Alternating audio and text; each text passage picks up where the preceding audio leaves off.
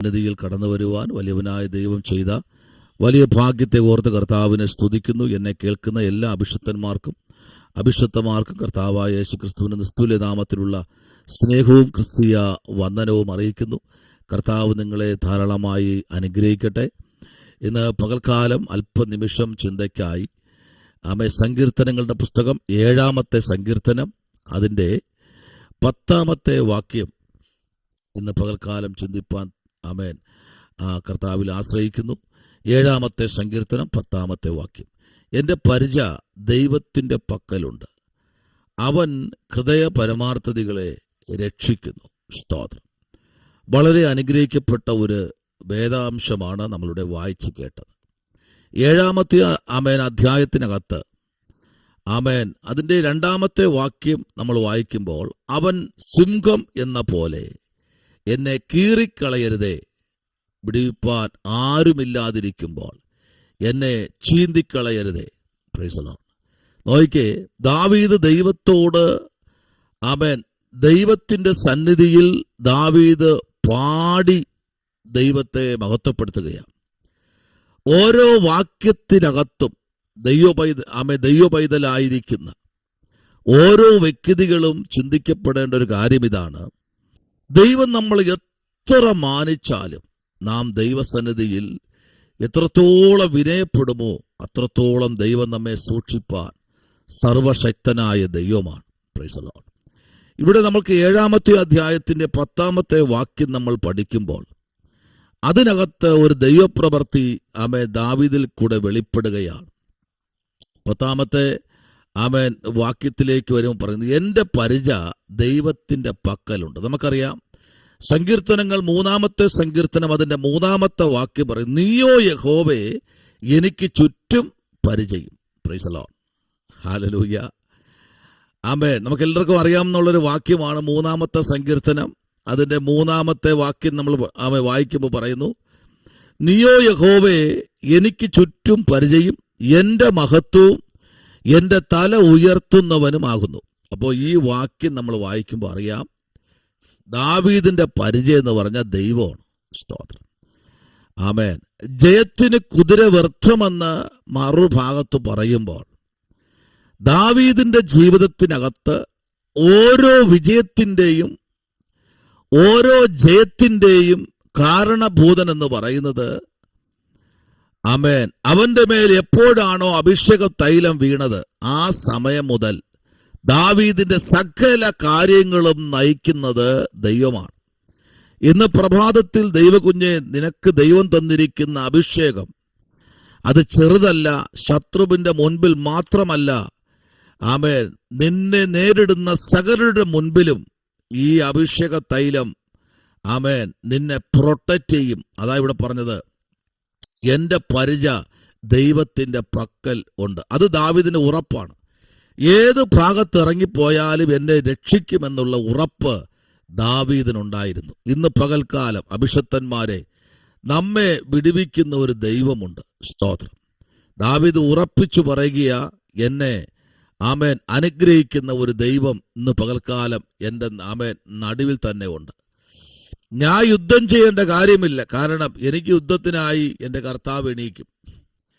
എന്നാൽ price the Lord, 62-ാമത്തെ സങ്കീർത്തനം എൻ്റെ 8-ാമത്തെ വാക്യത്തിൽ പറയുന്നു, ജനമേ എല്ലാ കാലത്തും അവനിൽ ആശ്രയിപ്പീൻ, നിങ്ങളുടെ ഹൃദയം അവന്റെ മുൻപിൽ പകരുവീൻ, ദൈവം നമുക്ക് സങ്കേതമാകുന്നു. Price the Lord.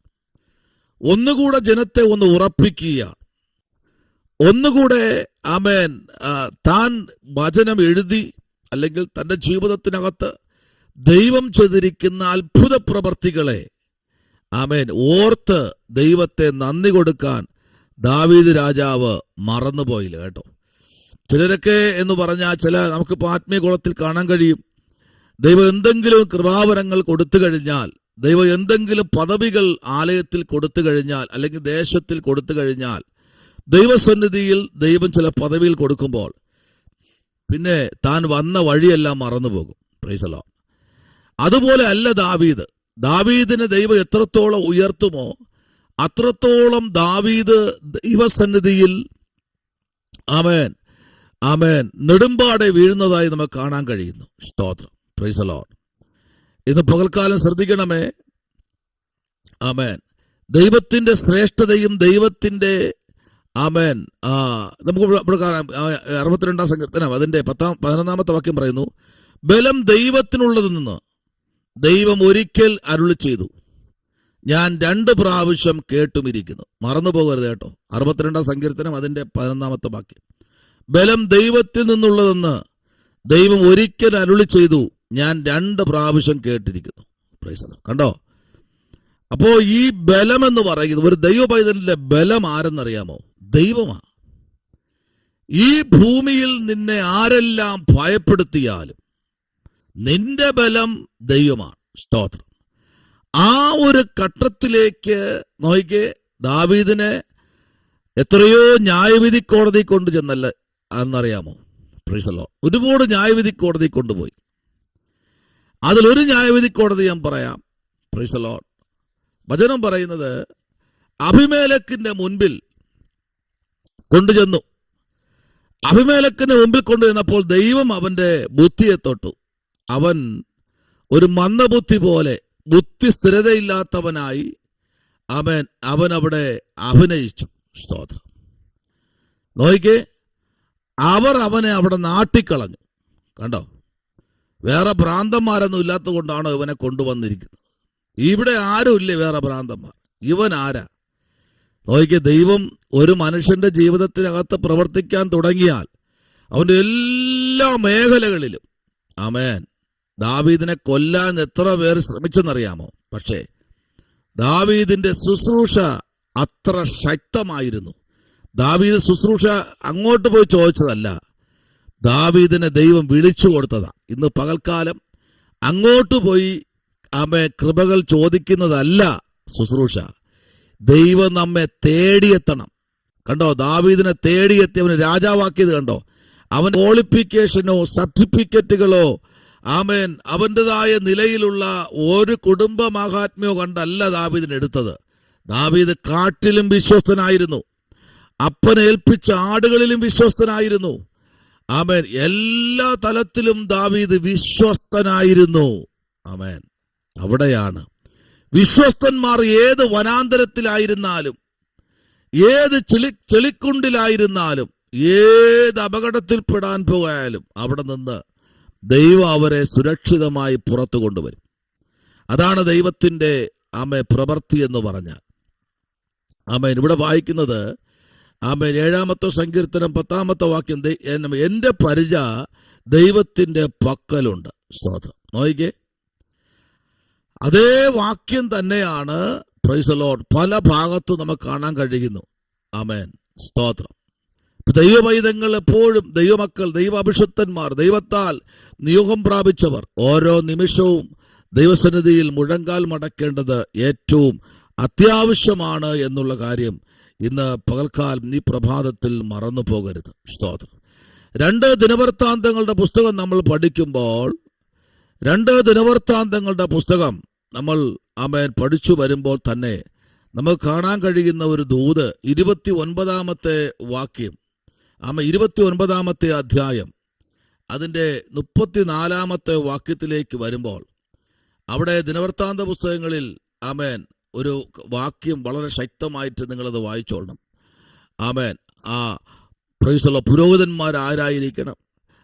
വിശുദ്ധീകരിക്കുവോളം അവരെ സഹായിച്ച് തങ്ങളെ തന്നെ വിശുദ്ധീകരിച്ചതിനാൽ ലേവ്യർ പുരോഹിതന്മാർക്കാർ അധികം ഉത്സാഹമുള്ളവരായിരുന്നു. നോക്കിക്കേ, അപ്പോൾ പുരോഹിതന്മാരാരായിരിക്കണം? ദൈവസന്നിധിയിൽ അവർക്കുള്ള സ്ഥാനങ്ങൾ എന്താണ്? ദൈവം അവർക്ക് വേണ്ടി ചെയ്യുന്ന അത്ഭുതങ്ങൾ, ദൈവം അവർക്ക് വേണ്ടി കൊടുത്തിരിക്കുന്ന ആ വേല തീരുവോളം അവരാരായിരിക്കണമെന്നറിയാമോ?